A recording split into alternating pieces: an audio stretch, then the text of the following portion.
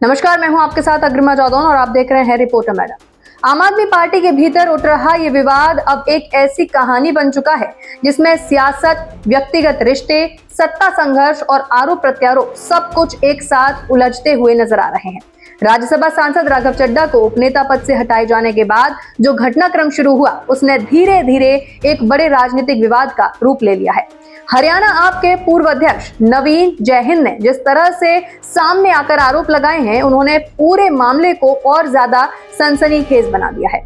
जयहिंद का कहना है कि साल 2024 में अरविंद केजरीवाल के दिल्ली स्थित आवास पर राघव चड्ढा को बुलाया गया और वहां उनके साथ न सिर्फ बहसबाजी हुई बल्कि शारीरिक रूप से अपमानित करते हुए कथित तौर पर मुर्गा बनाकर पीटा गया।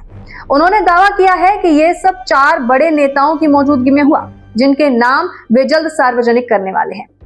ये आरोप अपने आप में ही बहुत ज्यादा बेहद गंभीर आरोप है, क्योंकि अगर इनमें जरा भी सच्चाई होती है तो ये सिर्फ एक व्यक्ति के साथ हुई घटना नहीं बल्कि एक राजनीतिक पार्टी के अंदरूनी कामकाज और संस्कृति पर बड़ा सवाल भी खड़ा करते हैं। जयहिंद के मुताबिक इस मारपीट में राघव चड्ढा की आंख पर चोट आई थी और यही वजह थी कि उन्हें इलाज के लिए इंग्लैंड जाना पड़ा था।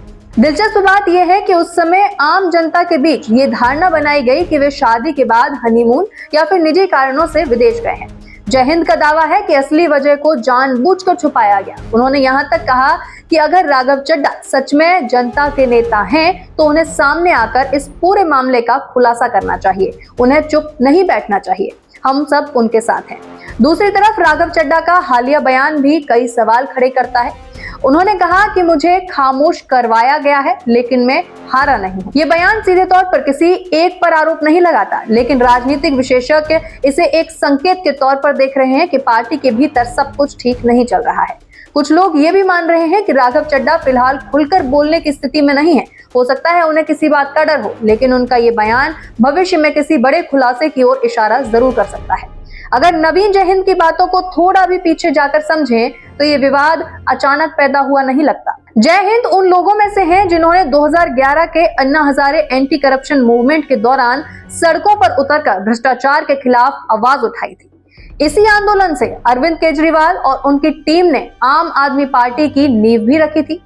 उस समय पार्टी का मकसद साफ था, ईमानदारी, पारदर्शिता और आम आदमी की राजनीति और आम आदमी को परोसना। जयहिंद भी इसी सोच के साथ पार्टी में जुड़े और हरियाणा में संगठन को खड़ा करने की जिम्मेदारी उन्हें संभालने के लिए दे दी गई। 2014 में उन्होंने रोहतक से लोकसभा चुनाव लड़ा। हालांकि उन्हें हार का सामना करना पड़ा, लेकिन पार्टी ने उन पर भरोसा जताते हुए 2016 में उन्हें हरियाणा का प्रदेश अध्यक्ष बना दिया।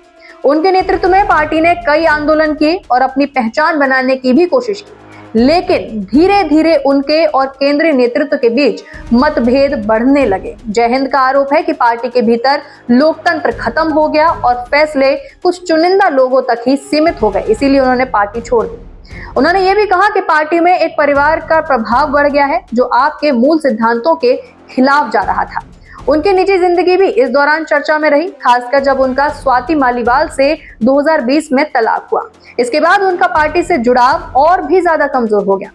आखिरकार 2022 में उन्होंने खुद को पार्टी से अलग कर लिया और कहा कि उनका राजनीति से मन भर गया है। लेकिन अब उनके ताजा आरोप ये दिखाते हैं कि वे अभी भी पार्टी की आंतरिक राजनीति को लेकर काफी कुछ जानते हैं और सही समय पर सामने भी लाकर रखेंगे। इस पूरे विवाद का असर सिर्फ पार्टी के अंदर तक सीमित नहीं है, बल्कि इसका राजनीतिक असर बाहर भी देखने को मिल सकता है। विपक्षी दल पहले से ही आम आदमी पार्टी पर निशाना साध रहे हैं और अब उन्हें एक नया मुद्दा भी मिल गया है।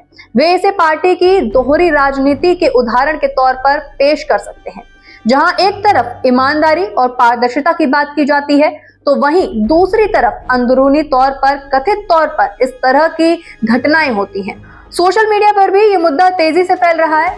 लोग 2 हिस्सों में बंट गए हैं और एक वर्ग जयहिंद के आरोपों को गंभीर मानते हुए जांच की मांग कर रहा है, तो वहीं दूसरा वर्ग जो है इसे एक नाराज पूर्व नेता का ध्यान खींचने का तरीका भी बता रहा है। कुछ यूजर्स ये भी कह रहे हैं कि जब तक कोई ठोस सबूत सामने नहीं आता तब तक इन आरोपों पर यकीन कर पाना बहुत ज्यादा मुश्किल है। सबसे अहम बात यह है कि अभी तक इस पूरे मामले में कोई भी आधिकारिक जांच या फिर पुष्टि सामने नहीं आई है।